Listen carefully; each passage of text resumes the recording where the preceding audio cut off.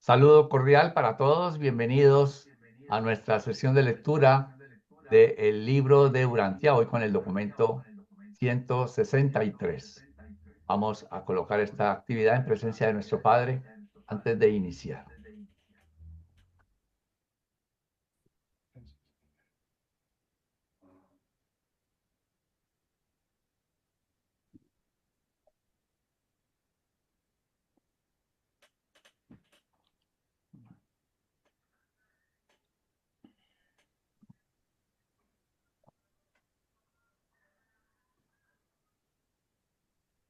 Muy bien, vamos entonces a continuar. Adelante, Flor. Muchas gracias, Carlitos. Documento 163. La ordenación de los 70 en Magadán. Pocos días después del retorno de Jesús y los 12 a Magadán desde Jerusalén, llegaron a Belén, Abner y un grupo de unos 50 discípulos. En esta época también se encontraban reunidos en el campamento de Magadán el cuerpo de evangelistas, el cuerpo de mujeres y otros 150 discípulos verdaderos y sinceros de todas partes de Palestina. Después de dedicar unos pocos días a departir con sus seguidores y a la reorganización del campamento, Jesús y los 12 dieron comienzo a un curso de capacitación intensiva para este grupo especial de creyentes. De este grupo de discípulos capacitados y expertos, seleccionó el maestro posteriormente a los 70 instructores que envió para proclamar el Evangelio del Reino. Esta instrucción sistemática comenzó el viernes 4 de noviembre y continuó hasta el sábado 19 de noviembre. Jesús habló a este grupo todas las mañanas. Pedro les enseñó métodos de predicación pública. Natanael les instruyó en el arte de la enseñanza. Tomás les explicó cómo responder a las preguntas y Mateo dirigió la organización de las finanzas del grupo. Los demás apóstoles también participaron en este trabajo de enseñanza de acuerdo con sus experiencias especiales y talentos naturales. En estos renglones podemos ver que esa idea de que los apóstoles eran como iletrados o que eran personas incultas, pues aquí vemos que no es así, porque cada uno, de acuerdo a sus talentos o experiencias especiales que tuvieran, pudieron hacer uso de ellas para también ayudar a otros a entender, comprender y aprender cómo hacer las cosas. Entonces, algo de conocimiento en diferentes ramas sí tenían y letrados no eran. Ujú. Bien, continuamos. 1. Ordenación de los 70. El sábado 19 de noviembre por la tarde, en el campamento de Magadán, Jesús ordenó a los 70 y Abner fue nombrado jefe de estos predicadores e instructores del Evangelio. Este cuerpo de 70 consistía en Abner y 10 de los ex apóstoles de Juan, 51 de los primeros evangelistas y otros 8 discípulos que se habían distinguido en el servicio del reino. Alrededor de las 2 de la tarde de este sábado, entre chaparrones de lluvia, un grupo de creyentes, aumentado por la llegada de David y de la mayoría de sus mensajeros, llegando a más de 400 personas, se reunió junto a la orilla del lago de Galilea para presenciar la ordenación de los 70. Antes de poner Jesús las manos sobre la cabeza de cada uno de los 70 para nombrar los mensajeros del Evangelio, al dirigirles la palabra, les dijo: La cosecha es verdaderamente abundante, pero los labradores son pocos. Por eso os exhorto a todos a que oréis para que el Señor de la cosecha envíe aún más labradores a su cosecha. Estoy a punto de nombraros mensajeros del reino. Estoy a punto de enviaros a judíos y gentiles como corderos entre los lobos. Cuando vayáis por vuestro camino de dos en dos, os instruyo que no llevéis ni bolsa ni indumentos extra porque salís en esta primera misión por una corta temporada. No saludéis a ningún hombre por el camino, ocupaos solo de vuestra tarea. Cuando quiera que os alojéis en un hogar, decid primero que la paz sea con vosotros en este hogar. Si los que en él moran aman la paz, allí moraréis. Si no, partiréis. Cuando hayáis seleccionado una casa, permaneced allí durante vuestra estadía en esa ciudad. comiendo y bebiendo lo que os sirvan. Esto lo haréis porque el obrero tiene derecho a su sostén. No os trasladéis de casa en casa porque os ofrezcan mejor alojamiento. Recordad, al salir para proclamar paz sobre la tierra y buena virtud entre los hombres, debéis luchar con enemigos amargados e insidiosos. Por eso, sed tan sabios como serpientes y tan inocuos como palomas. Donde quiera que vayáis, predicad diciendo, el reino del cielo está cerca y ministrad a todos los que puedan estar enfermos de mente o cuerpo. Habéis recibido generosamente de las buenas cosas del reino, dad pues generosamente. Si el pueblo de una ciudad os recibe, encontrarán abundante entrada al reino del Padre. Pero aun si el pueblo de una ciudad se niega a recibir este evangelio, proclamaréis vuestro mensaje al abandonar esa comunidad descreída, diciendo, mientras os alojáis a los que rechazan vuestras enseñanzas, a pesar de que vosotros rechazáis la verdad, el reino de Dios ha estado cerca de vosotros. El que os oye a vosotros, me oye a mí, y el que me oye a mí, oye a aquel que me envió. El que rechaza vuestro mensaje del Evangelio, me rechaza a mí, y el que me rechaza a mí, rechaza a aquel que me envió. Después de hablar Jesús así a los 70, mientras se arrodillaban en un círculo a su alrededor, puso sus manos sobre la cabeza de cada uno de los hombres, comenzando con Abner. Al día siguiente, temprano por la mañana, Abner envió a los 70 mensajeros a todas las ciudades de Galilea, Samaria y Judea. Y estas 35 parejas salieron predicando y enseñando por unas 6 semanas, retornando todos ellos al nuevo campamento cerca de Pella, en Perea, el viernes 30 de diciembre. Es bien interesante aquí que nos dice que Jesús puso la mano en cada uno de ellos. O sea, imagínense a Jesús poniendo la mano en los 70.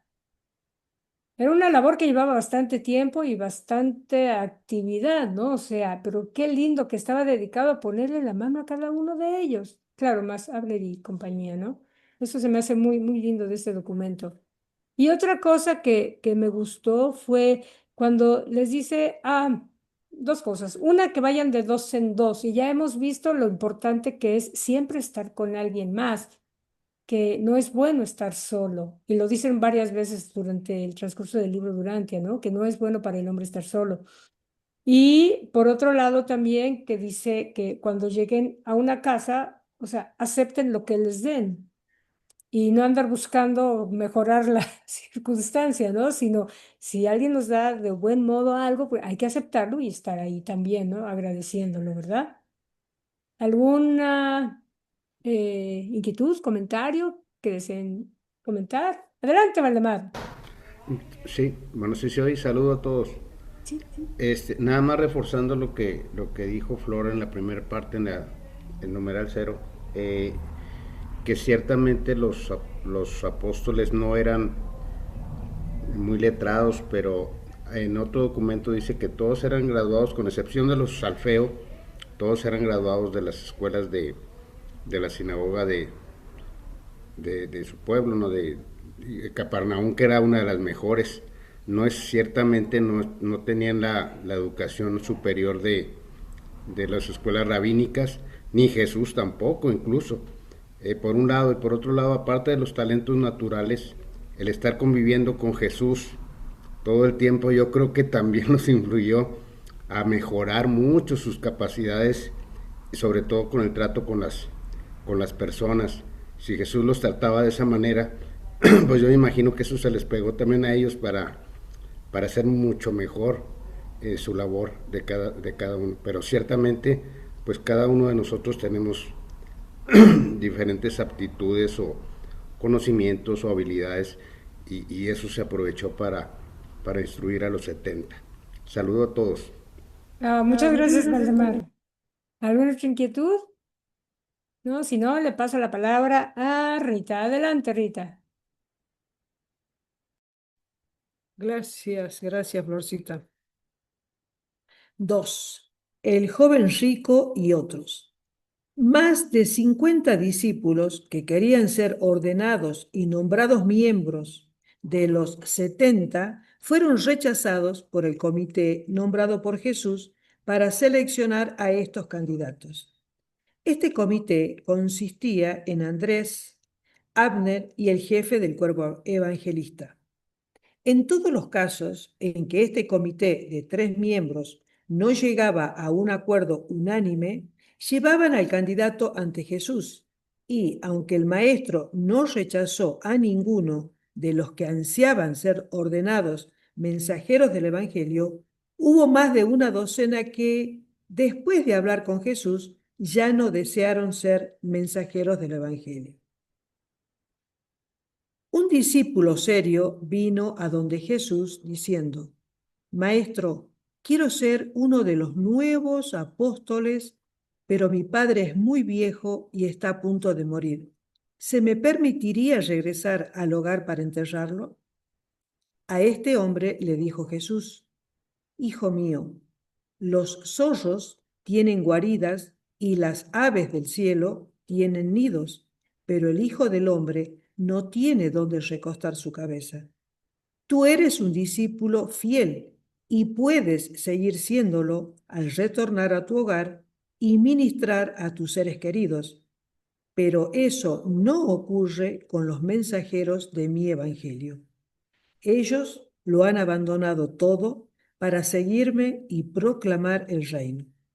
Si quieres ser ordenado instructor, debes dejar que otros entierren a los muertos, mientras tú sales para difundir la buena nueva. Y este hombre se alejó grandemente desilusionado. Otro discípulo vino ante el maestro y dijo: Quisiera ser ordenado mensajero, pero quisiera ir a mi casa por un corto periodo para consolar a mi familia. Jesús replicó: Si quieres ser ordenado, debes estar dispuesto a abandonarlo todo. Los mensajeros del Evangelio no pueden tener afectos divididos.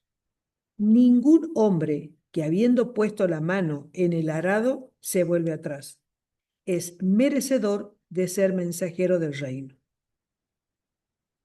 Entonces trajo Andrés ante Jesús a cierto joven rico que era un creyente devoto y que deseaba recibir la ordenación.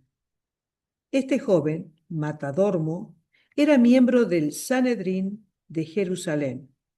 Había escuchado a Jesús enseñar y posteriormente había sido instruido en el Evangelio del reino por Pedro y los demás apóstoles. Jesús habló con Matadormo sobre los requisitos de la ordenación y le solicitó que pospusiera la decisión hasta después de haber reflexionado más plenamente sobre el asunto. Temprano por la mañana siguiente, cuando Jesús salía a caminar, este joven se le acercó y dijo: Maestro, quisiera saber de ti la seguridad de la vida eterna, puesto que he observado todos los mandamientos desde mi juventud. Quisiera saber qué más debo hacer para ganar la vida eterna.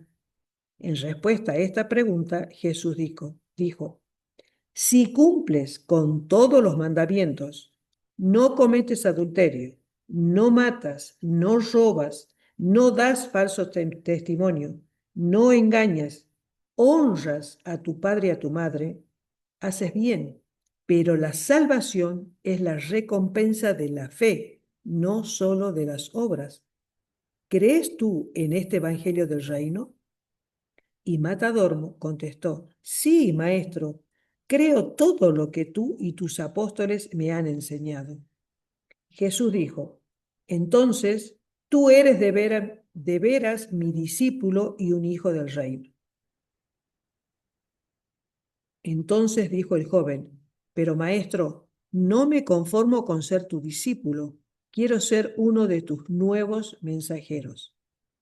Cuando Jesús escuchó esto, lo contempló con gran amor y dijo: Te haré uno de mis mensajeros si estás dispuesto a pagar el precio. si pudieras proveer la única cosa que te falta. Matadorbo respondió, Maestro, haré lo que sea si se me permite que te siga. Jesús, besando en la frente al joven arrodillado, dijo, si quieres ser mi mensajero, vete y vende todo lo que tienes y después de donar el producto a los pobres o a tus hermanos, ven y sígueme y tendrás tesoro en el reino del cielo. Cuando Matadormo oyó estas palabras, su rostro se alteró. Se levantó y se alejó apenado, porque tenía grandes posesiones. Este rico joven fariseo había sido criado en la creencia de que la riqueza era símbolo del favor de Dios. Jesús sabía que no estaba él libre del amor de sí mismo y de sus riquezas. El maestro quería liberarlo del amor a la riqueza, no necesariamente de la riqueza misma. Aunque los discípulos de Jesús no abandonaban sus bienes mundanos, los apóstoles y los 70 sí lo hacían. Matadormo deseaba ser uno de los 70 nuevos mensajeros, y por ese motivo Jesús le pedía que abandonara todas sus posiciones temporales. Casi todos los seres humanos temen particularmente desprenderse de algún vicio malo para ellos predilecto. Y acá yo me preguntaba cuando leía esto, ¿ser rico es un vicio malo? Pero el ingreso al reino del cielo lo requiere como parte del precio de entrada. Si Matadormo hubiera abandonado su riqueza, probablemente ésta habría sido colocada nuevamente en sus manos para que la administrara como tesoro de los 70, aunque más adelante, después del establecimiento de la iglesia en Jerusalén, sí obedeció la exhortación del maestro, si bien ya era demasiado tarde para entrar a formar parte de los 70, y fue el tesorero de la iglesia de Jerusalén, de la cual Santiago, el hermano del Señor en la carne, era el jefe. Así pues, siempre fue y por siempre será. Los hombres deben tomar su propia decisión. Existe cierta gama de libertad de selección que los mortales pueden ejercer. Las fuerzas del mundo espiritual no obligan al hombre, le permiten tomar el camino de su elección. Jesús preveía que Matadormo, con sus riquezas, no podía de ninguna manera ser ordenado en asociación de hombres que lo habían abandonado todo por el Evangelio. Al mismo tiempo, veía que, sin sus riquezas, podría ser el líder máximo de todos ellos. Pero, como los propios hermanos de Jesús, nunca fue importante en el reino, porque se privó de esa asociación íntima y personal con el Maestro, lo cual sí podría haber sido su experiencia si hubiera estado dispuesto en ese momento a hacer lo que Jesús le pedía y que varios años después, en efecto, hizo. La riqueza nada tiene que ver directamente con el ingreso en el reino del cielo, pero el amor por la riqueza sí. Las lealtades espirituales del reino son incompatibles con la servidumbre a los ídolos materialistas. El hombre no puede compartir su lealtad suprema a un ideal espiritual con una devoción material. Jesús nunca enseñó que fuera erróneo poseer riquezas. Solo pidió que los 12 y los 70 dedicaran todas sus posesiones mundanas a la causa común. Aún entonces, permitió la liquidación de las propiedades de ellos con ganancia, como en el caso del apóstol Mateo. Jesús muchas veces asesoró a sus discípulos de buena posición, así como había enseñado al rico en Roma. El maestro consideraba la inversión sabia de las ganancias en exceso de las necesidades como una forma legítima de seguro contra adversidades futuras e inevitables.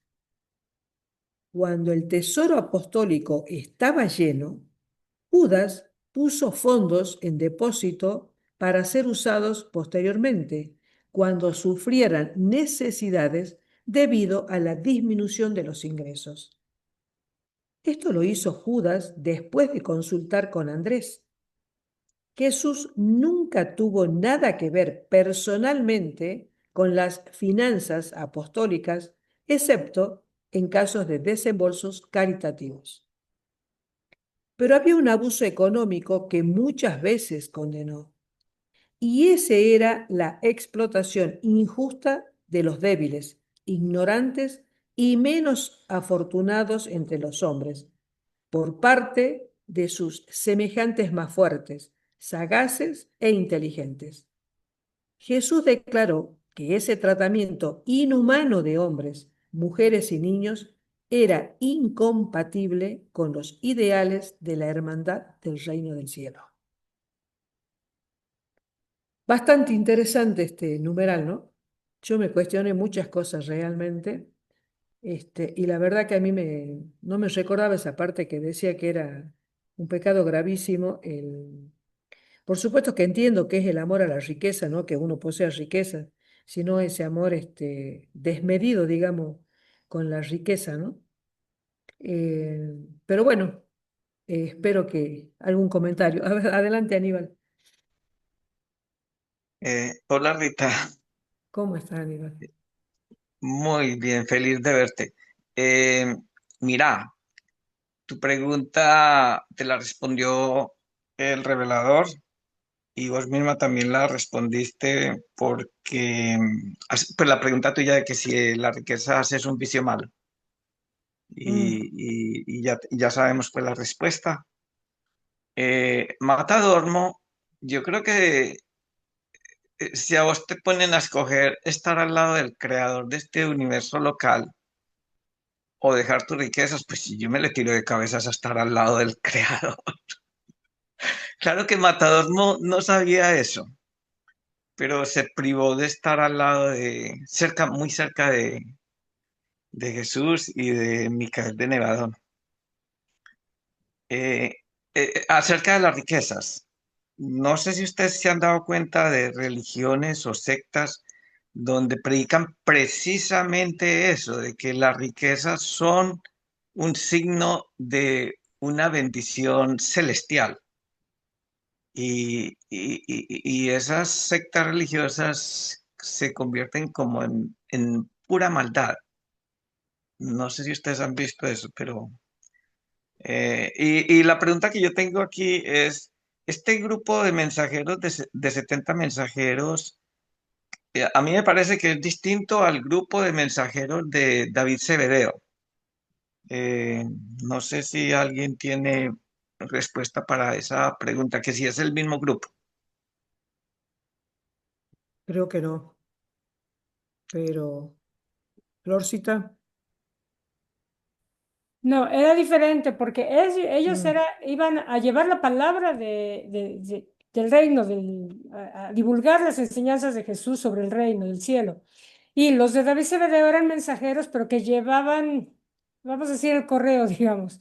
Era diferente, era el sistema de mensajería, o sea, llevar el mensaje de un lugar a otro, pero el mensaje no necesariamente del reino, o a lo mejor podrían haber incluido algo de las enseñanzas, pero más que nada era el anda, ve y dile, y ¿cómo le dicen aquí? Para efectos de logística, más bien, mm. no tanto para am, sembrar la semilla del reino del cielo, ¿no? Para eso ya se requería un cierto grado de entrenamiento mayor y que Jesús estuviera de acuerdo y otros detalles. Yo entiendo que son diferentes. Ujú. Gracias. Oh, Volviendo al tema que decías, Aníbal, gracias, Florcita. La verdad que a mí me dio mucha ternura Matadormo porque digo, ni siquiera se le dio la posibilidad de esa recapacitación, ¿no? De decir, o sea, lo pilló tan de sorpresa. Yo me imaginaba en el lugar de él, ¿no? Él estaba acostumbrado, digamos, a otra vida y como decías vos recién, Aníbal, que, que era, digamos, una bendición tener dinero y cuando Jesús le propone que deje esa riqueza, y para él fue un shock, y digo yo, bueno, y cuando él tomó conciencia y se dio cuenta, y ya fue tarde, y yo digo, pobrecito, ¿por qué me lo han tratado así? ¿Entendés? Si a él le costó en esos momentos llegar a esa deducción, a esa conclusión, ¿no? Y yo decía, no, me lo han tratado muy cruelmente, pero bueno, para algo ocurren las cosas y por algo, digo yo. Así que, bueno, sí, adelante, Claudio. Hola, muy buenas noches a todos. Yo la reflexión que quería hacer era justamente que Jesús, de una manera muy política, ¿sí? Con mucha amabilidad, o sea, respaldaba el rechazo que de alguna manera esos tres apóstoles, cuando seleccionaban a los candidatos, ¿sí? Por alguna razón no estaban de acuerdo, entonces los llevaban a Jesús. Y entonces Jesús, como podía ver todas las cosas, ¿sí? Entonces, en el caso de aquel que tenía el padre enfermo, que le pide, déjame ir a ver lo que está por morirse, no tiene nada de malo el hacer eso. Pero Jesús quizás lo utilizó como una excusa para que, o sea, él tomara una decisión. Lo mismo con Matadormo, lo mismo con el otro candidato, sí, que no me acuerdo exactamente ahora cuál era la razón. Quería despedirse de su familia y demás. O sea, son cosas que no tienen nada de malo. Ni siquiera tampoco en el caso de la riqueza, ¿no? Pero claro, cuando viene alguien y te dice, vende todo lo que tienes y dalo a los pobres, o sea, tampoco es fácil, ¿no? Pensemos una cosa, hoy nosotros con el diario del lunes sabemos quién era aquel que estaba hablando. En ese momento estaban hablando con un hombre. Y si un hombre hoy, más allá de que sea un líder espiritual, viene y te dice, vende tu casa, vende todo y entregalo a la comunidad, uno también quizás puede llegar a sospechar. Entonces, o sea, no es tan sencillo, es una manera quizás de comprenderlo, o sea, y de hecho, bueno, luego lo hizo porque entendió lo que realmente era Jesús, ¿no? Entonces, luego de la resurrección y todo lo que pasó, entonces, o sea, ahí ya decidió que era mucho más importante el poder tener la ganancia del reino espiritual que lo que puedas tener en la tierra. Todos sabemos que por más riquezas que podamos juntar en esta tierra, las vamos a dejar todas. No nos vamos a llevar ni Mm. siquiera la ropa puesta. Así que este, es importante estar dispuestos a que si el Señor de alguna manera nos quiere venir a buscar, o sea, estar siempre listos y aceptarlo con alegría. Y no importa lo que dejamos atrás. Lo que dejamos atrás de alguna manera se arreglarán. Pero lo importante también entonces es tener esa fe, ¿no? Donde también Jesús hablaba de que más importante que quizás todos los mandamientos que uno puede llegar a cumplir, lo cual está bien, ¿sí? Lo más importante es la fe que uno puede llegar a tener en Dios. Era eso, muchas gracias. Gracias, Claudio. Adelante, Octavio. Miren, yo creo que de los 70 es lo que yo interpreto, de alguna manera la obra de Jesús ya había prosperado. Entonces aprovechó él para organizar a otros hermanos de la época pues para pedirles que lo apoyaran, ¿no? Y salieran a predicar también la obra del reino. Fue de alguna forma de que este movimiento a lo que vino el maestro, pues ya estaba creciendo, estaba prosperando. Inclusive, si ustedes recuerdan, al inicio del documento dice que estuvieron 14 días en capacitación. Entonces quiere decir que se les asignó para eso. Muy independiente al servicio de mensajería que tenía el hermanito David Cebedeo, que era una especie más de mensajeros, yo creo, de cosas logísticas, como dijo la hermanita Flor, y yo entiendo así. Ahora, aquí lo que yo quiero recordar un poquito es la imposición de manos, ¿eh? Porque esa imposición de manos tiene un significado muy bonito y muy importante. Casi no lo menciona el libro Durantia, pero eso de imponerle las manos a estas personas era una especie de darles un reconocimiento. Permítame leer un poquito que encontré aquí, dice, fíjense, lo que inclusive algunas religiones evolutivas lo ocupan, ¿eh? Por ejemplo, en los mormones es muy importante la imposición de manos, porque de alguna manera hay una especie de transmisión de la espiritualidad donde te reconocen y tú a partir de ese momento empiezas a hacer curaciones y empiezas a hacer bendiciones y empiezas a hacer bautizos. O sea, no a cualquiera se le da esa imposición de manos porque de alguna manera los nombran sacerdotes y tienes ya el poder espiritual de hacer algunos sacramentos, ¿no? Pero en este caso, en el caso de Jesús, dice, además simplemente de tocar con las manos, se imponían las manos sobre una persona. Sin embargo, el significado primario de este acto era designar o indicar que una persona o hermano tenía reconocimiento o aceptación en un sentido especial. Entonces, imagínense si Jesús impuso las manos a estos hermanitos, pues fue un gran privilegio, ¿no? Gracias y gusto en saludarlos. Gracias, Octavio. Bueno, ¿alguien más? Si no, ahora, adelante, Carlitos. Gracias, Rita. 3. La discusión sobre la riqueza. Cuando Jesús terminó de hablar con Matadormo, Pedro y algunos de los apóstoles se habían reunido a su alrededor y al partir el rico joven, Jesús se volvió para enfrentarse con los apóstoles y dijo: ¿Veis cuán difícil es para los que tienen riquezas entrar de lleno en el reino de Dios? La adoración espiritual no puede ser compartida con las devociones materiales. Ningún hombre puede servir a dos amos. Tenéis un dicho de que es más fácil que un camello pase por el ojo de una aguja, que los paganos hereden la vida eterna. Y yo os declaro que es más fácil para ese camello pasar por el ojo de la aguja que para estos ricos autosatisfechos entrar al reino del cielo.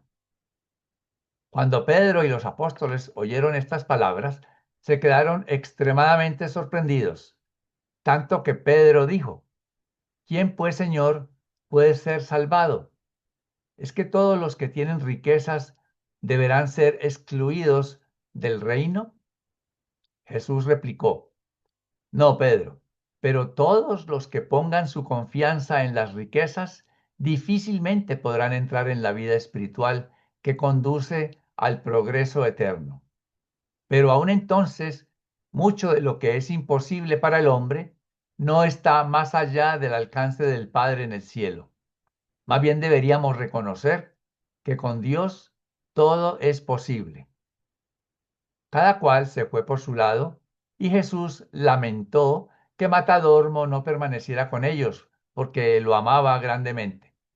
Cuando bajaron al lago, se sentaron junto al agua y Pedro, hablando por los 12, que estaban todos presentes en ese momento, dijo: Nos preocupan tus palabras al joven rico. ¿Debemos pedir a los que quieran seguirte que abandonen sus riquezas mundanas? Jesús dijo: No, Pedro, solo los que quieren ser apóstoles y los que desean vivir conmigo como vosotros lo hacéis y como una familia, pero el Padre requiere que el afecto de sus hijos sea puro y total. Cualquier cosa o persona que se entrometa entre vosotros y el amor de las verdades del reino debe ser abandonada. Si la riqueza no invade los precintos del alma, no tiene consecuencia alguna en la vida espiritual de los que quieran entrar en el reino. Entonces dijo Pedro, pero maestro, nosotros lo hemos abandonado todo para seguirte. ¿Qué tendremos nosotros?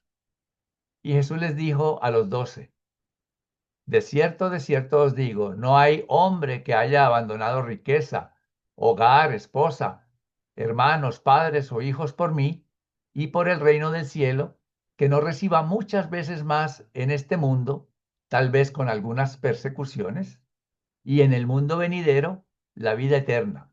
Pero muchos que ahora son los primeros serán los últimos, mientras que los últimos frecuentemente serán los primeros. El Padre trata a sus criaturas de acuerdo con las necesidades de ellas y en obediencia a sus leyes justas de consideración misericordiosa y amante por el bienestar del universo.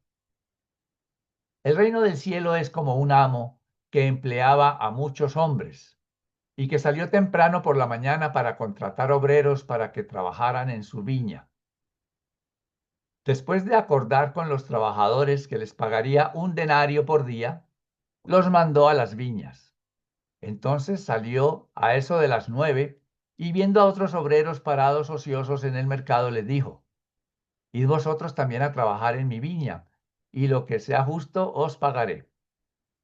Y se fueron inmediatamente a trabajar.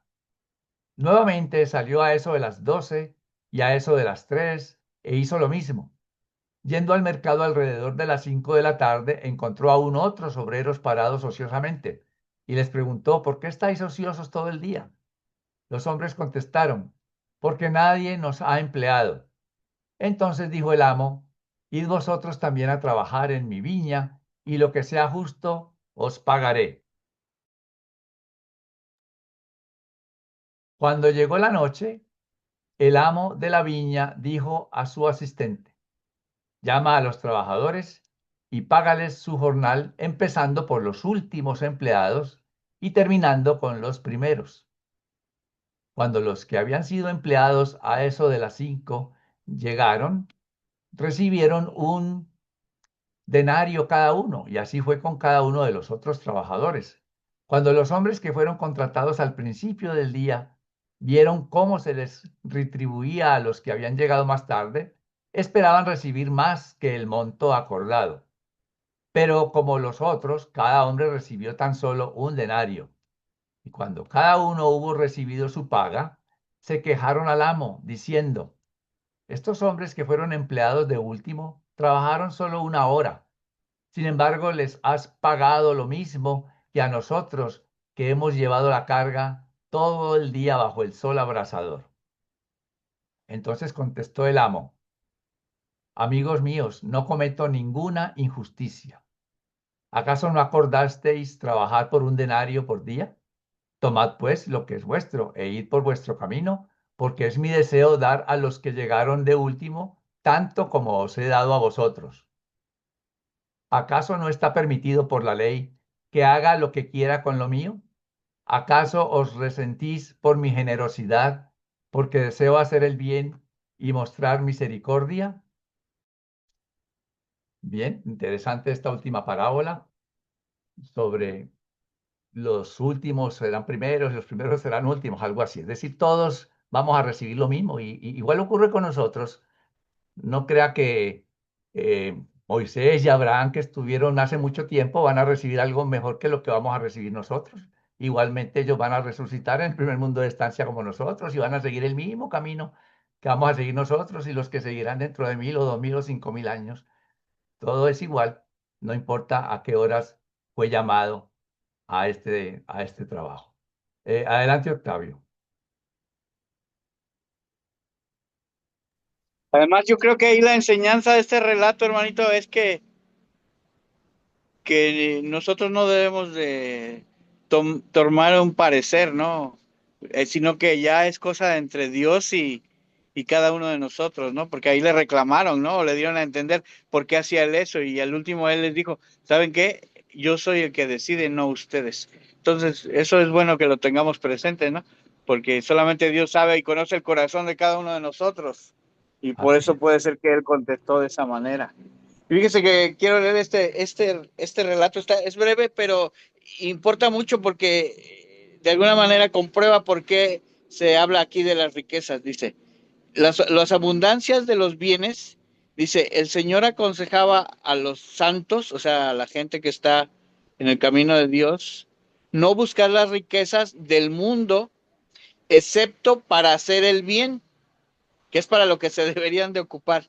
Los santos no deben dar más importancia a la búsqueda de las riquezas del mundo que a la búsqueda del reino de Dios, el cual tiene y siempre deben tenerte presentes que su riqueza es la promesa de la vida eterna. Entonces, esa es la riqueza que debemos nosotros tratar de buscar y por la cual debemos de cambiar los bienes materiales por aquellos que tengan la convicción o el entendimiento de que realmente existe un plan de Dios y que nos promete la vida eterna. ¿Qué más queremos? Así Imagínese es, usted. Octavio. Así es. Gracias. Gracias, Octavio. Sí, es algo personal entre Dios y cada uno de nosotros. No tenemos que estar pendiente de si al otro le perdonó más que a mí o menos, y esas cosas no. Aníbal se fue por allá por un cafecito mientras lo trae. No, no, no, no.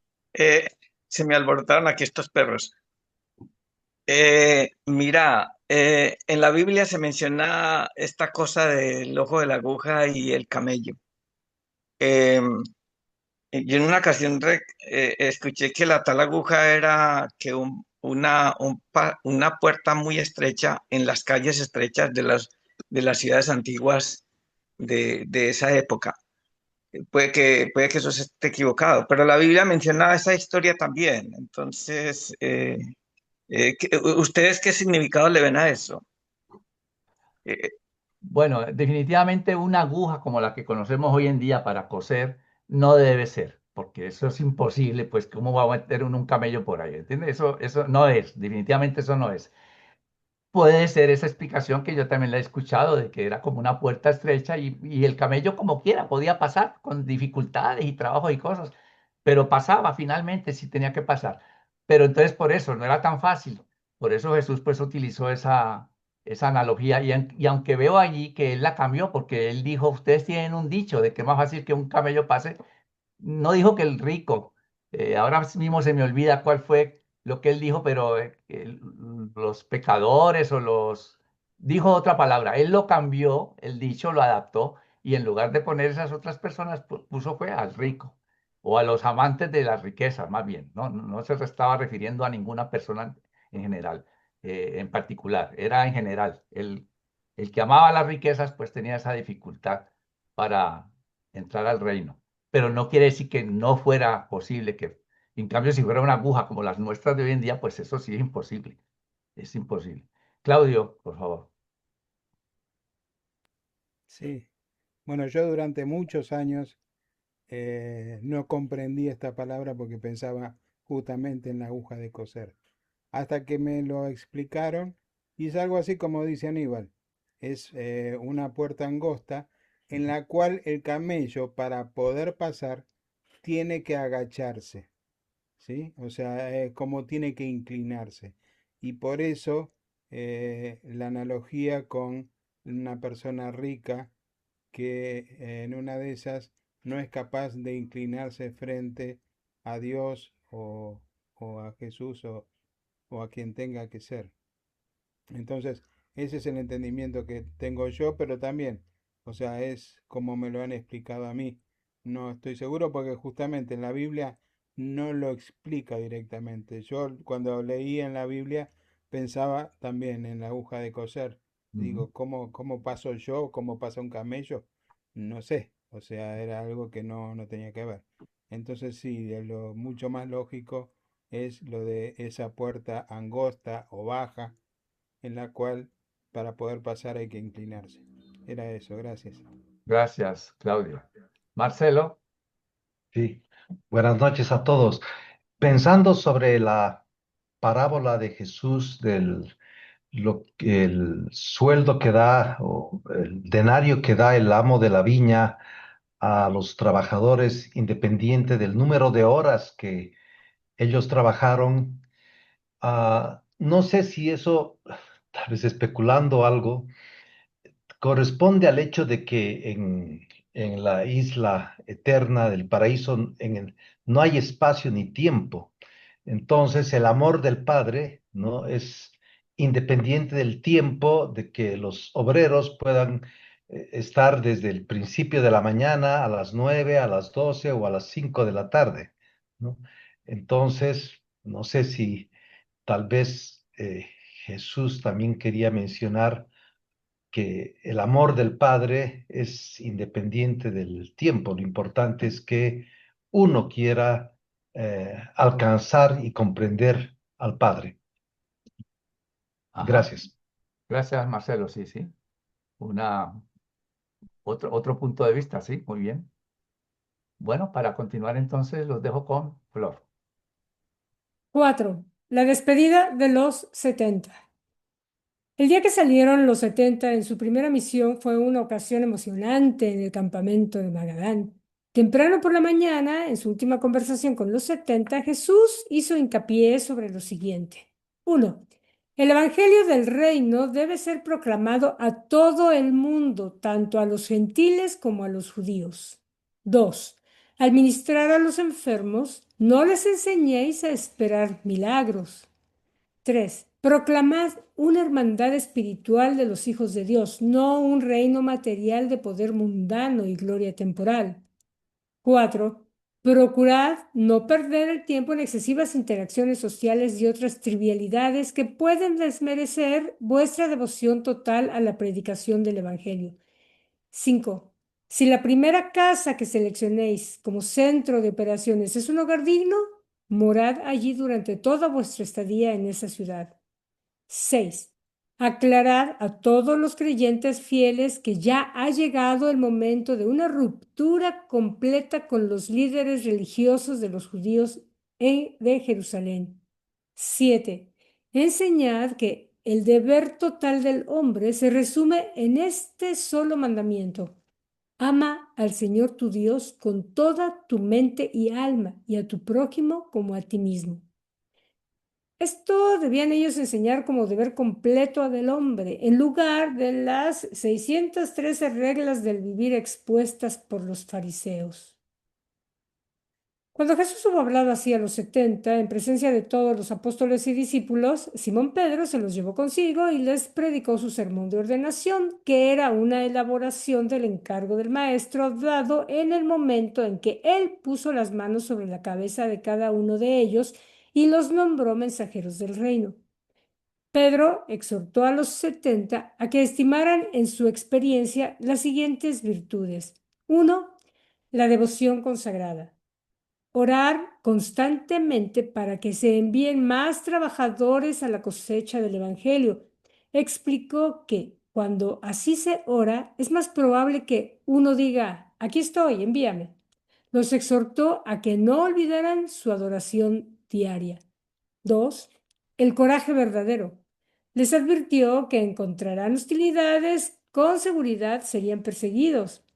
Pedro les dijo que su misión no era para cobardes y les advirtió que los que tuvieran miedo se separaran antes de empezar. Pero nadie se separó. 3.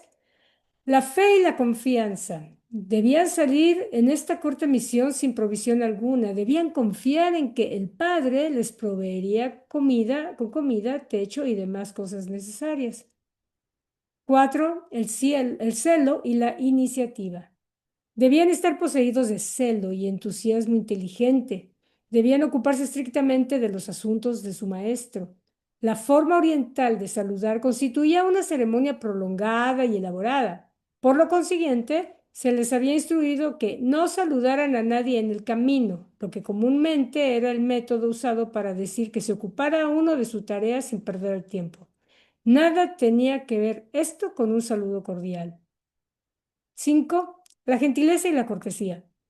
El maestro les había instruido que evitaran pérdidas de tiempo innecesarias en ceremonias sociales, pero les ordenó cortesía hacia todos aquellos con los que se encontraran.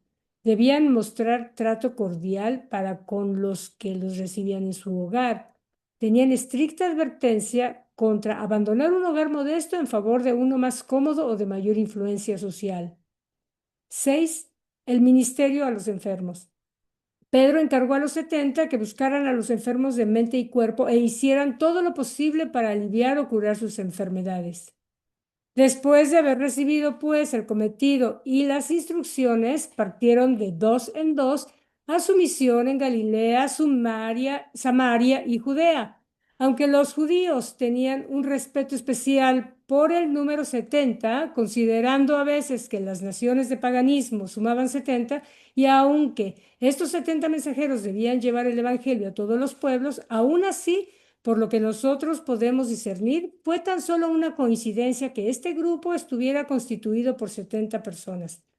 Es indudable que Jesús hubiera aceptado a no menos de media docena más, pero ellos no estaban dispuestos a pagar el precio de abandonar riqueza y familia.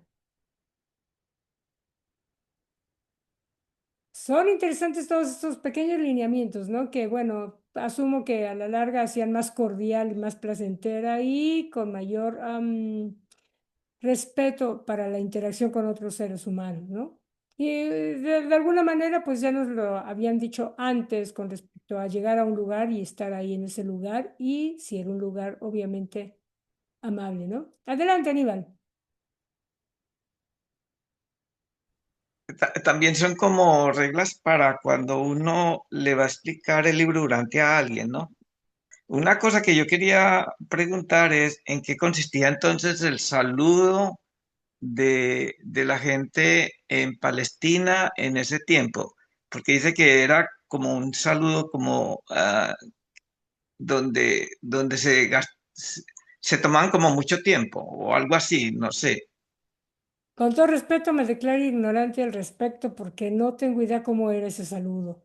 Me imagino que llevaba algo de tiempo, no sé, a lo mejor se daban la mano, saludaban, se agachaban, no tengo idea. Sería cuestión de investigarlo y con todo gusto después lo comparto. Sería interesante saber cómo era, ¿no? Para saber a qué se está refiriendo en este caso también a Jesús. Sería muy bueno. Y lo que dices tú con respecto a lo que nos pasa, me parece muy atinado también, porque a veces queremos compartir el libro durante y empezamos a soltar todo un rollo bárbaro antes de poder entrar o para ver por dónde podemos llegar. Y quizá a lo mejor hasta perdemos el tiempo tratando de buscar cuál ángulo del libro durante a mostrar, ¿no? Pero bueno, adelante, Siller. Yo entendí al leer el documento que referente al saludo no es tanto que no fueran cordiales o que no fueran amables o que no se saludaran, sino es como una especie de regañarlos que no pierdan el tiempo, ¿no? Que se enfoquen a lo que iban, porque a veces si te pones a platicar con alguien se te va 1 hora, 2 horas y se te olvida cuál era tu misión, ¿no? Tu encargo. Entonces yo así interpreté que es lo que daban a entender en el documento cuando hablaban de eso del saludo, pero no que dejaras de ser amable o cordial con los demás. Claro, gracias. Yo supongo que se refería a las dos cosas. Una, claro, primero habría que investigar cómo era el tipo de saludo, si es que era largo o tenía un cierto protocolo, a lo mejor también estaba incluido en ese comentario, ¿no?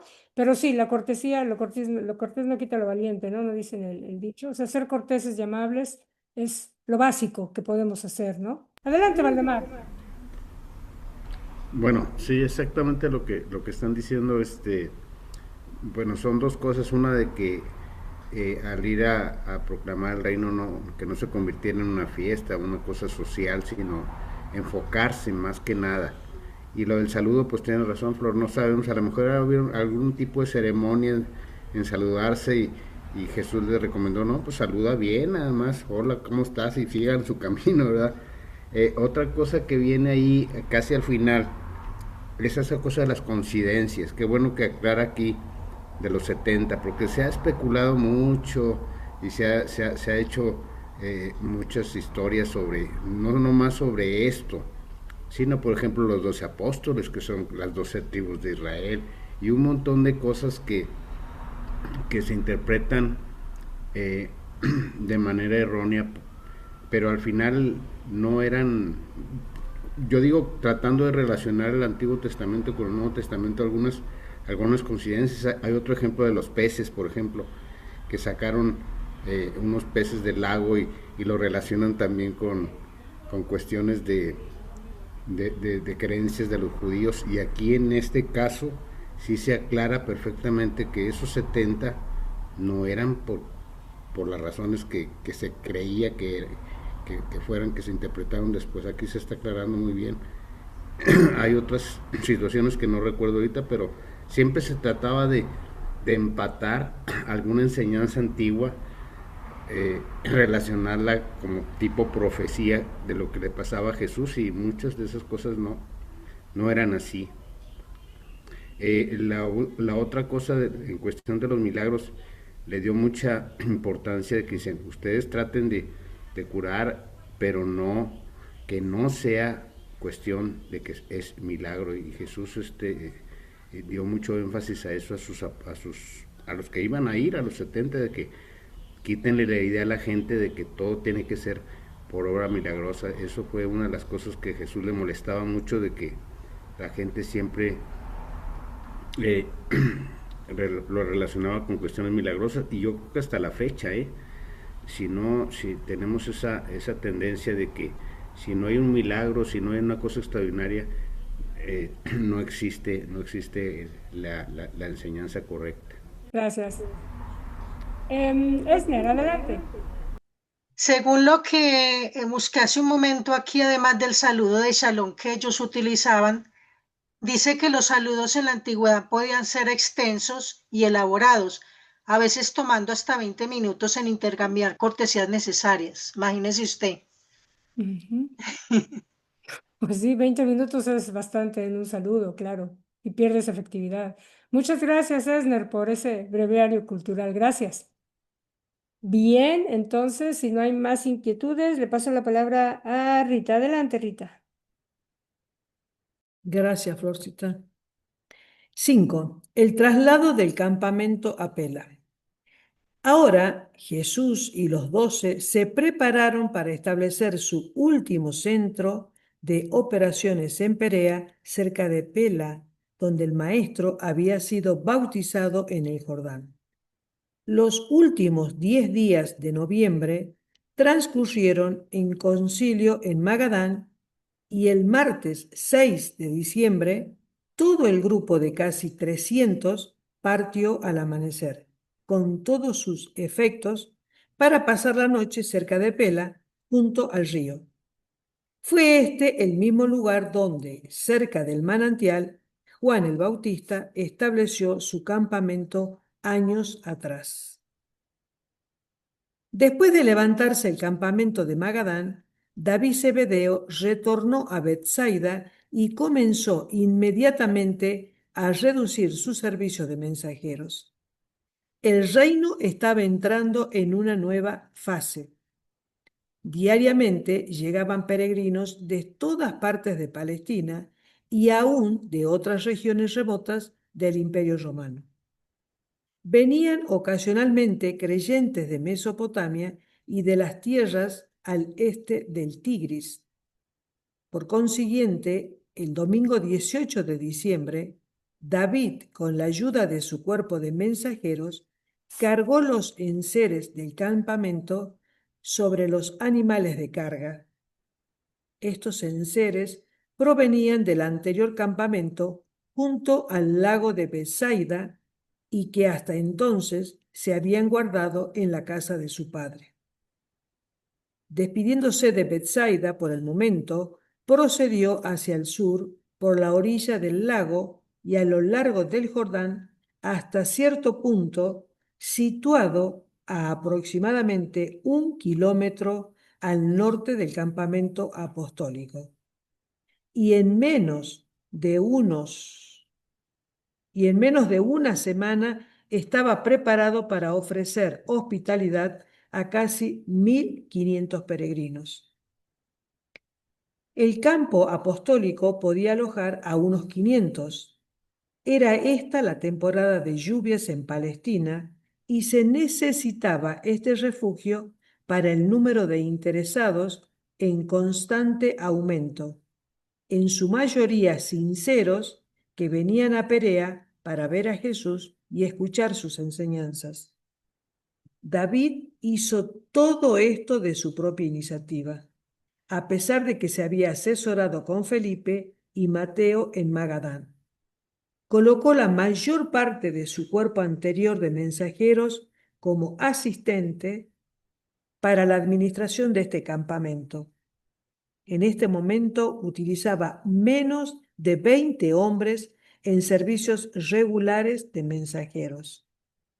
Hacia finales de diciembre y antes del retorno de los 70, casi 800 visitantes estaban reunidos alrededor del maestro y encontraron alojamiento en el campamento de David. Bien, ¿algún comentario? Bien, entonces le doy la palabra a Carlitos. Gracias, Rita. 6. El retorno de los 70. El viernes 30 de diciembre, mientras Jesús se había retirado a las colinas cercanas con Pedro, Santiago y Juan, los 70 mensajeros iban llegando al centro de operaciones de Pella en parejas, acompañados por numerosos creyentes. A eso de las 5 de la tarde, estaban los 70 reunidos en el sitio dedicado a la enseñanza, cuando Jesús retornó al campamento. La cena se postergó más de una hora, mientras estos entusiastas del Evangelio del Reino relataban sus experiencias. Ya los mensajeros de David habían traído a los apóstoles muchas de estas noticias durante las semanas anteriores, pero fue realmente inspirador escuchar a estos instructores del Evangelio recientemente ordenados relatar personalmente de qué manera recibían su mensaje los judíos y gentiles hambrientos de la verdad. Por fin Jesús pudo ver que los hombres salían y difundían la buena nueva sin su presencia personal. El maestro supo entonces que podía dejar este mundo sin dificultar seriamente el progreso del reino. Importante esto aquí que Jesús se dio cuenta, ¿verdad? Cuando los 70 relataron que hasta los diablos se sometían a ellos, se referían a las extraordinarias curaciones que pudieron realizar en distintos casos de víctimas de trastornos nerviosos. Sin embargo, hubo algunos casos de verdadera posesión de los espíritus que estos ministros habían aliviado, y refiriéndose a estos, Jesús dijo: no es extraño que estos desobedientes espíritus menores se sometan a vosotros, puesto que yo vi a Satanás caer del cielo como un rayo.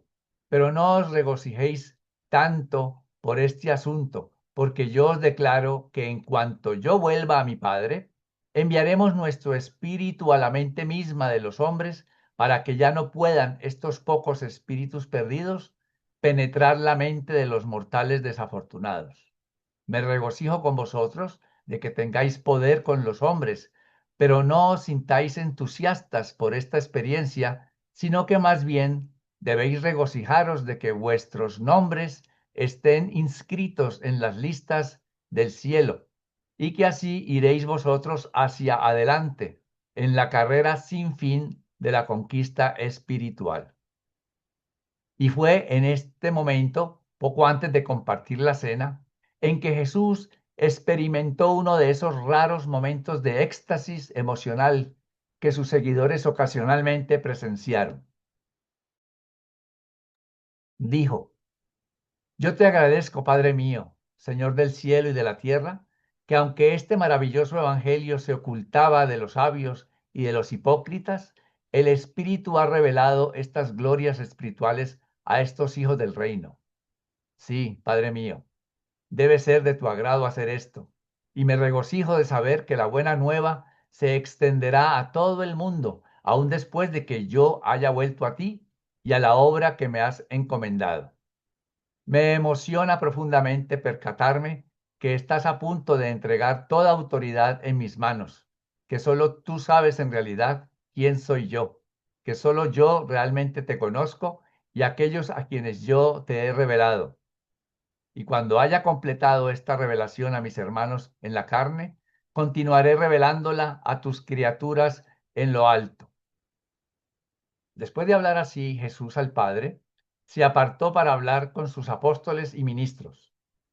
Benditos sean los ojos que ven y los oídos que oyen estas cosas. Dejadme deciros que muchos profetas y muchos de los grandes hombres de eras pasadas desearon contemplar lo que vosotros veis ahora, pero no les fue otorgado. Y muchas generaciones venideras de hijos de la luz, cuando oigan de estas cosas, os envidiarán a vosotros que la habéis oído y visto. Luego, hablando a todos los discípulos, dijo: habéis oído cuántas ciudades y aldeas han recibido la buena nueva del reino, y de qué manera fueron recibidos mis ministros e instructores, tanto por los judíos como por los gentiles. De veras, son benditas estas comunidades que han elegido creer el evangelio del reino. Pero ay de los habitantes de Corazín, Bethsaida, Julias y Capernaum, que rechazan la luz. Ay de las ciudades que no recibieron bien a estos mensajeros. Yo declaro que si las obras poderosas hechas en estos lugares hubieran sido hechas en Tiro y Sidón, la gente de estas ciudades, así llamadas paganas, se habría arrepentido inmediatamente y vestirían túnicas de penitente. Será, por cierto, más tolerable para Tiro y Sidón el día del juicio. Siendo el día siguiente sábado, Jesús se apartó con los 70 y les dijo: en verdad me regocijé con vosotros cuando volvisteis trayendo buenas noticias de la recepción del Evangelio del Reino por parte de tanta gente en toda Galilea, Samaria y Judea. Pero, ¿por qué estabais vosotros tan sorprendentemente exaltados? ¿Acaso no anticipabais que vuestro mensaje sería poderoso en su manifestación?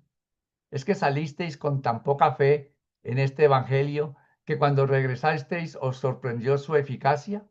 Ahora bien, aunque no quisiera ahogar vuestro espíritu de regocijo, deseo advertiros severamente contra las insidias del orgullo espiritual. Si podéis comprender la caída de Lucifer, el inicuo, rechazaréis solemnemente todo tipo de orgullo espiritual. Habéis ingresado en esta gran tarea de enseñar al hombre mortal que Él es Hijo de Dios. Os he mostrado el camino. Salid y haced vuestro deber y no os canséis de hacer el bien. A vosotros y a todos los que sigan vuestras huellas y a través de las edades, dejadme deciros: yo siempre estoy cerca y mi llamado es y por siempre será: acudid a mí todos vosotros que laboráis y lleváis la pesada carga, y yo os daré descanso. Someteos a mi yugo y aprended de mí, porque soy fiel y leal, y encontraréis descanso espiritual para vuestra alma. Comprobaron la verdad de las palabras del Maestro cuando pusieron a prueba sus promesas. Y desde ese día, incontables millares también han probado y comprobado la veracidad de estas promesas. Estaremos nosotros entre esos millares que nombran allá al final, de que hemos percibido y vivido esas enseñanzas de Jesús. Tenemos que hacernos tal vez esa pregunta para meditar en eso. Adelante, Sner. Me gustaría saber cuál es el significado de esas ciudades que nuestro maestro nombra en ese relato. Bien, es que las ciudades que él nombró allí, parece que no fueron los 70 bien recibidos en esas ciudades. Entonces, por eso él dice que si en Tiro y Sidón, que eran unas ciudades paganas o gentiles, si en esas ciudades gentiles se hubiera hecho lo que se hizo en estas otras ciudades, seguramente que esos habitantes de Tiro y Sidón habrían recibido el mensaje con más gusto y agrado y penitencia, y que por eso dice que el día del juicio pues será más tolerable el juicio para Tiro y Sidón, porque no recibieron la visita de los 70, que para las otras ciudades que nombran allí, que fueron, le anunciaron y no fueron muy bien recibidos aparentemente. Entonces a eso se refiere, por lo que yo entiendo. Si alguien tiene otra o completar más. Bien, Aníbal. Sí, Lo que leíste es bien interesante porque es la segunda vez que yo veo en este texto y en el documento 169 el, el Evangelio de Jesús se va a extender por todo el planeta. Lo dijo él mismo dirigiéndose al Padre Universal. Eso para mí es como un confort muy grande porque en esta época de tantas amenazas existenciales, porque nos hablan de muchas cosas aterradoras, eso a mí me da una tranquilidad muy grande. Gracias. Y fíjense también que subrayé allí esa parte, una de las misiones o de los objetivos de Jesús de enviar esos 70 es darse cuenta él de que él ya no era necesario que estuviera aquí. Ya prácticamente Jesús no se necesitaba que estuviera aquí. Ya él se dio cuenta que otros iban a hacer esa obra y empezarla a hacer. Por eso él se sintió ya tranquilo de que, como cuando uno dice, me puedo morir tranquilo porque nadie necesita de mí, nadie depende de mí, pues uno se va tranquilo. El problema era que Jesús, que eso no hubiera resultado, que hubiera sido un fracaso o alguna cosa, pues Jesús dice, no, no los puedo dejar solos todavía, me va a tocar estar otros años más hasta que... Pero no, él ya se dio cuenta que él ya podía retirarse tranquilamente, que su evangelio, su mensaje, su obra estaba en muy buenas manos y que así iba entonces a seguir poco a poco hasta llenar todo el planeta. Y eso no es de un día para otro. A veces nosotros somos muy impacientes. Queremos que ya mañana todo el mundo haya leído el libro durante y además lo acepte. Por favor, el que piense así, pues despierte, pellizquese para que se despierte. Eso toma sus años. Entonces, poco a poco, de uno en uno, de a dos en dos, esto no es a todos a la vez, porque entonces se vuelve un caos. Y no es con un caos, es una evolución, poco a poquito, poco a poquito. Bien, entonces los dejo ahora para terminar con Flor. Muchas gracias, Carlitos. 7. La preparación para la última misión. Los días inmediatos subsiguientes estuvieron muy atareados en el campamento de Pella. Se estaban completando los preparativos para la misión de Perea. Jesús y sus asociados estaban a punto de emprender su última misión, la gira de 3 meses por toda Perea, que tan solo terminó cuando el Maestro entró a Jerusalén para llevar a cabo su labor final en la tierra. A lo largo de este periodo, el centro de operaciones de Jesús y los 12 apóstoles se mantuvo aquí en el campamento de Pella. Ya no era necesario que Jesús saliera a enseñar al pueblo. Ahora la gente acudía a él, más numerosa cada semana, de todas partes, no solo de Palestina, sino de todo el mundo romano y del cercano Oriente. Aunque el maestro participó con los 70 en la gira de Perea, pasó mucho de su tiempo en el campamento de Pella enseñando a las multitudes e instruyendo a los 12. A lo largo de este periodo de 3 meses, por lo menos 10 de los apóstoles permanecieron con Jesús. El cuerpo de mujeres también se preparó para salir de dos en dos con los 70 para laborar en las ciudades grandes de Perea. Este grupo, original de 12 mujeres, recientemente había entrenado a un cuerpo mayor de 50 mujeres en la tarea de visitar hogares y en el arte de ministrar a los enfermos y a los afligidos.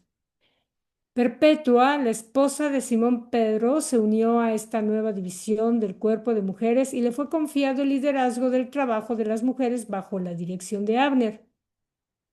Después de Pentecostés, ella permaneció con su ilustre marido, acompañándolo en todas sus giras misioneras. Y el día en que Pedro fue crucificado en Roma, ella fue arrojada a las bestias en la arena. Qué triste. Este nuevo cuerpo de mujeres también contaba entre sus miembros con las esposas de Felipe y Mateo y con la madre de Santiago y Juan.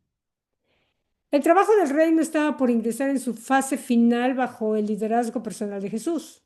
Y esta fase se caracterizó por su profundidad espiritual en contraste con la de los pasados días de popularidad en Galilea, llenas de multitudes buscadoras de milagros y portentos que seguían al Maestro.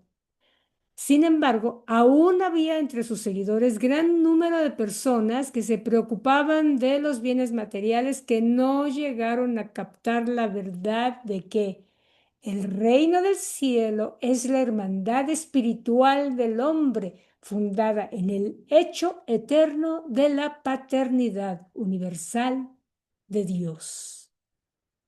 Este hermoso documento fue el día de hoy leído por Rita con Antonio, Carlitos García y una servidora Robles. Me maravilló ver que dentro del marco del perfil femenino, del perfil de las mujeres, del perfil social que se manejaba con las mujeres, se logró que esas 12 pudieran instruir a 50 mujeres más. Claro, me llenó de tristeza saber que la señora de Pedro, bueno, fue arrojada a las bestias y me duele porque teniendo un mundo tan hermoso, lleno de tanta maravilla alrededor, seguimos siendo salvajes.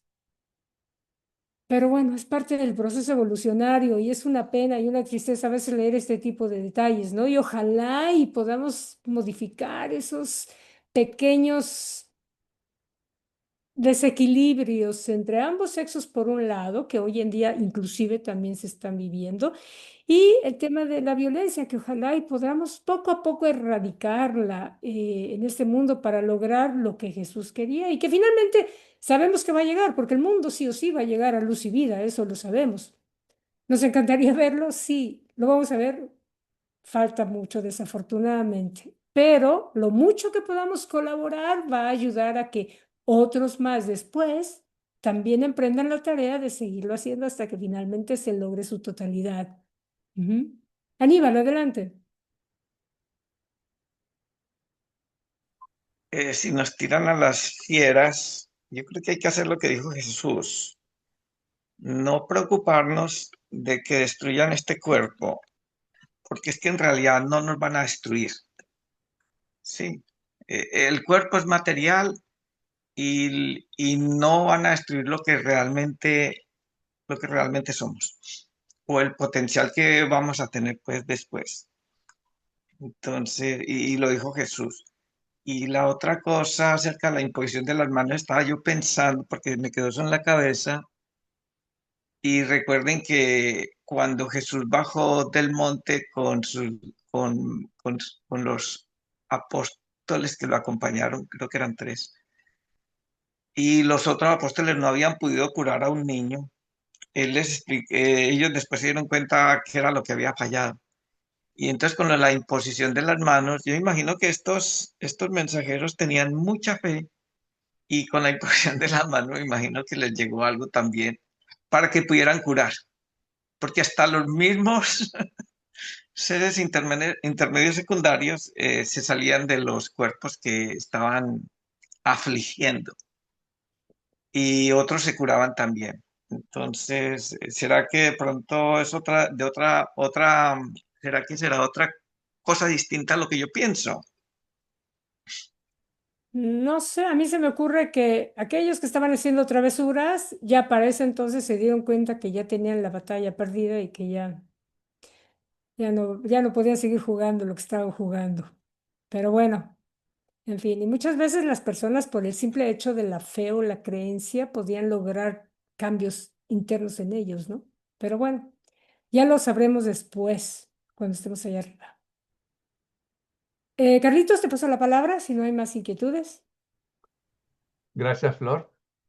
Y gracias a todos ustedes por acompañarnos cada jueves. Les agradecemos mucho y cordialmente los invitamos pues para continuar el próximo jueves con el documento 164, continuar esta lectura y aprender cada vez un poquito más. Así que feliz resto de día, feliz resto de semana y hasta el próximo jueves con el favor de Gracias. Dios Padre. Que estén bien. Bendiciones. Gracias. Un abrazo a todos. Muchas Gracias por gracias. estar aquí.